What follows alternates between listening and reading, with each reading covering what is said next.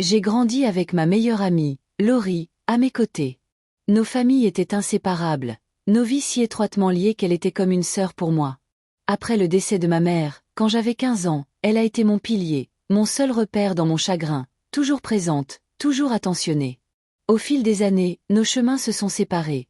Ma vie, un tourbillon d'amours éphémères, la sienne, calme et discrète, ces relations ne durant jamais. Mais je n'ai rien soupçonné jusqu'à ce qu'elle commence à se comporter étrangement avec mon père. Ce qui avait commencé par des dîners hebdomadaires, des gestes en apparence innocents, s'est peu à peu transformé en visites secrètes les soirs où je n'étais pas là, en tenues que je trouvais inappropriées, en moments qui ont ébranlé ma confiance et mon sentiment de sécurité. J'ai fouillé dans son journal intime une trahison que je savais condamnable, mais la vérité que j'y ai découverte était indéniable. Depuis des années, elle nourrissait des sentiments pour lui, était obsédée par mon père, et tout cela me révulsait. J'étais déchirée, dégoûtée et le cœur brisé. Je ne pouvais nier l'affection et la loyauté qu'elle m'avait toujours témoignée, même à lui. Déchirée, je me débattais avec l'impossible. Comment l'affronter sans briser notre lien? Comment protéger mon père, honorer mon amour pour elle et gérer le chaos moral qui s'était installé chez moi? Après de longues nuits d'angoisse, je décidai de lui parler, l'interrogeant avec douceur, la laissant révéler ce que je savais déjà. Finalement, à travers les larmes et les confessions, elle m'avoua 4 années d'amour, de culpabilité et de désir, le poids de la trahison envers ma mère pesant sur son cœur. Nous avons pleuré, nous avons parlé, nous avons démêlé les émotions enchevêtrées qui menaçaient de tout détruire, et je compris qu'elle n'avait jamais agi selon ses sentiments parce que mon père avait toujours été une figure de respect, un homme qui la traitait comme une membre de la famille. Pourtant, la frontière entre amour et obsession était devenue dangereusement floue.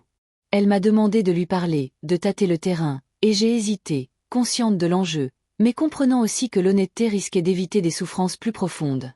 Lorsque j'ai finalement abordé le sujet avec lui, avec précaution, sans jugement, je lui ai rappelé ses sentiments tout en l'assurant que nous ne souhaitions que son bonheur.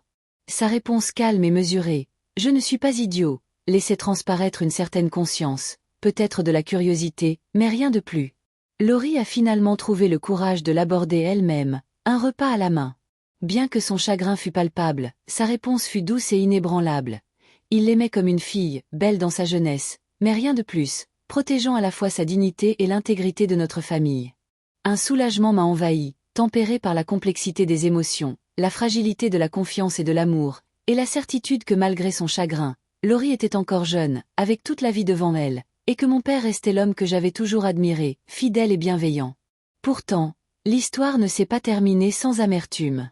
Des semaines plus tard, la trahison et la confusion ont brisé la fragile paix lorsque j'ai surpris un moment auquel je n'aurais jamais dû assister, leurs étreintes.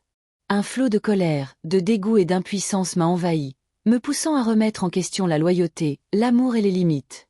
Mon frère et moi avons dû faire face à la réalité. Les personnes en qui nous avions le plus confiance pouvaient faillir, l'affection pouvait se muer en tentation, et même la conscience la plus inébranlable pouvait être mise à l'épreuve lorsque les cœurs s'entrechoquent de manière irrationnelle. Sur Internet, des amis débattaient des implications éthiques, légales et de l'audace même de la situation. Comment concilier l'amour profond d'un meilleur ami pour un parent avec les liens familiaux? Comment mon père pouvait-il concilier désir et devoir? Les conseils affluaient, les points de vue s'affrontaient, mais une vérité fondamentale demeurait. L'amour, même sincère, est complexe, lourd de conséquences et souvent insupportable lorsqu'il franchit les limites fixées par la société. À travers tout cela, j'ai appris la fragilité de la confiance, le poids des secrets et la résilience nécessaires pour protéger ceux que nous aimons, même lorsque cela signifie affronter la trahison, le chagrin et l'ambiguïté morale, tout en m'accrochant à l'espoir que l'honnêteté, le courage et la compassion peuvent nous guider à travers le chaos des émotions humaines et peut-être, un jour, permettre aux blessures de guérir et aux relations de trouver un nouvel équilibre, fragile mais durable.